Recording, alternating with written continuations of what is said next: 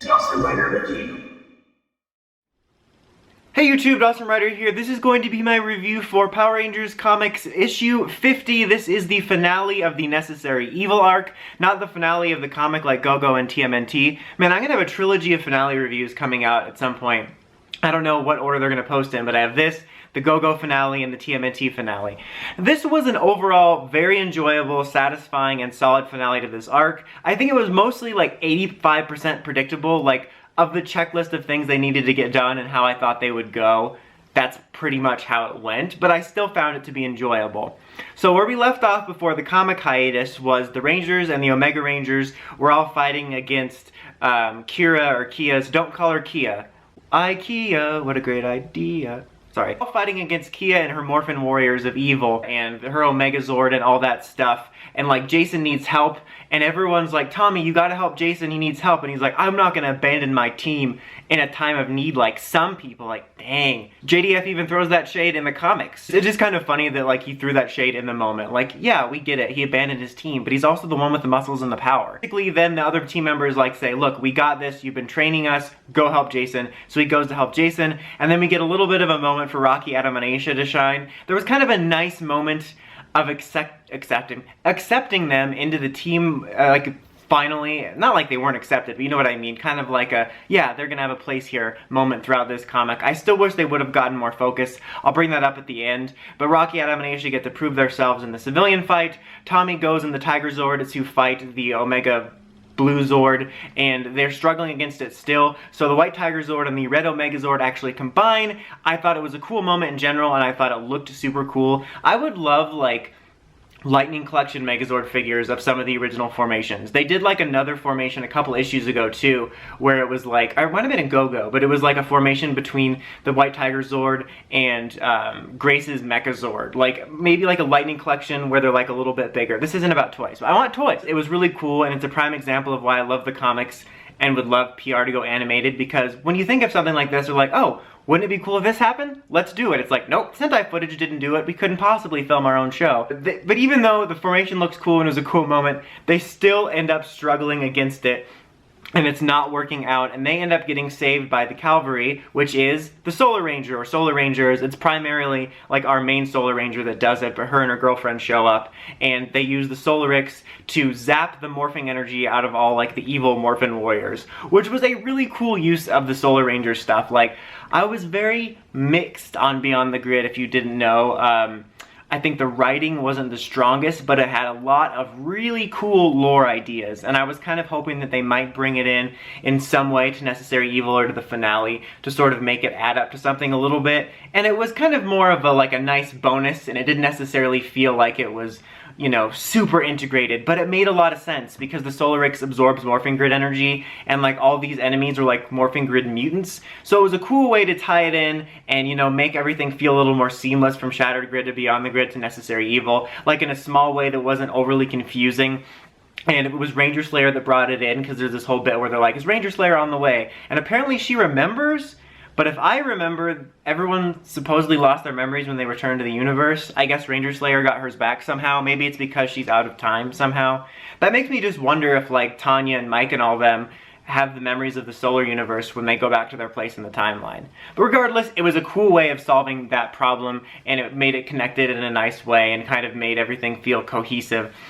And it was cool to see that and tease that storyline. And then we get a really badass moment of a showdown between Kia and Trini. And she's like, did you come here to save my soul? And he's like, no. And she basically is not there to save her. You know, she's there to defeat her. And she defeats Kia. What a great idea. And Kia and like the main evil Morphin mutant guy get bottled up, while everyone else kind of gets a chance to live a better life and redeem themselves or move on now that they're not connected to the Morphing Grid anymore.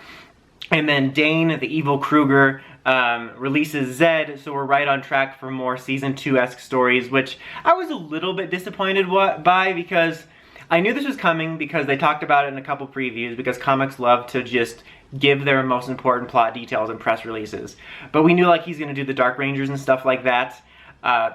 But I thought the Omega Rangers bottling Zed up was a huge timeline change, and I was looking forward to seeing if that stuck. But whatever. He's released now and he's back into the wild. At the end, the Solar Rangers go back to their universe. They tease that there's more new Solar Rangers, so maybe we'll see them again. I wouldn't mind if they did a mini-series in the future that was better written with that lore, or I think what would be cool would be a one-off story in a future annual about the Solar Rangers, because I am interested in their mythology. I just want a little bit better writing. And then Ranger Slayer goes back and all of her brooding like, oh, I feel so guilty about my past. Like, we get it, everybody does. And then we kind of end on the new Ranger team space Skyping with the old Ranger Omega team, and they're helping, like, the Morphin refugees. And I wish we would have gotten a little more closure on the Omega Rangers. Like, for now it seems like they're staying in space and they're with the Morphin grid refugees, but I wanted to know exactly what they're going to be doing. Like, are they going to continue to be the Omega Rangers for a bit, helping wherever they can, or are they going to go back to civilian life? Because assuming this semi lines up to what the TV show universe did, Jason's got to make his way to eventually be Gold. So I don't know, I wanted a little bit more of a clear knowledge of where the Omega Rangers were going. I'm going to assume for now they're going to continue being the Oregano Rangers. They're going to continue being the Oregano Rangers, continue being the Omega Rangers, because they talk about how Mentor G, I think it's Z, is it Z or G, because it's with an X. XI studied the Solarics, and then there's no anomalies for now, but it basically inferred that if there's any further Morphin grid spikes from like Morphin mutants, they can use what they studied from the Solarics to absorb it. So I guess I'll just assume the Omega Rangers will continue serving for now, but I kind of wanted to know more exactly. But they did kind of leave it off, though, that the new Ranger team is good where they are, because they said, you know, if you guys ever need help, we'll be there. And they said, I think the new Rangers got it. And that's when we get that nice Rocky Adam Anisha moment. And then there's an unexpected signal that both the Rangers receive and Zed witnesses, which is some sort of meteor flying, and it lands. And it appears to be Drakken. Unless this is just a Drakken lookalike, it seems like it's Drakken. The sort of teaser for the next arc said the return of an old enemy, and I have very mixed feelings on this. On the one hand, I'm interested to see what happens, and the comic writers, for the most part, have done a good job, and I've liked most of what they've done. Even in situations where I wasn't sure I was going to like the direction, I wound up enjoying it. So I don't know. Like I said, very mixed feelings on it, mainly because the whole point of Drakken is he's what happened to Tommy if he didn't go the right way. So we don't need a redemption story for Drakken, in my opinion, because Tommy is the redemption story for Drakken. Like, that's the whole point. This would be a different story if Tommy's whole character base wasn't built on his redemption from being the Green Ranger. But I think if we go for a Drakken redemption story, it'll just be repetitive. I'd much rather see him be like a Suicide Squad-y type character where he's like, that sounded like Suicide Squatty. Where he's kind of like still a villain, but he might help with something if the interests align. Like, I don't know. We'll see. I'm semi-interested to see it, but I definitely think it's the very safe choice to go with him bringing him back. And especially since you have Ranger Slayer over here doing the other same arc, which is also the same as Tommy's arc, even more so because it's about being brainwashed. Like with Drakken, at least the semi-interesting thing about a redemption arc from him is that everything he did was 100% his choice. But with Kim and Tommy, or Ranger Slayer and Tommy, they were both brainwashed. So it's like, we got 3 of the same story here. So, I don't know. I'm still looking forward to the comics because I think they're the best thing at the moment, but I'm very wary of this choice. But overall, I did think this was a solid conclusion. I mean, basically everything happened I thought would. I thought they might try to bring the Solar Rangers in for a purpose like this, since we kind of knew from a teaser. You know, I figured they would defeat Kia, and they would come up with some way of the new Rangers being accepted.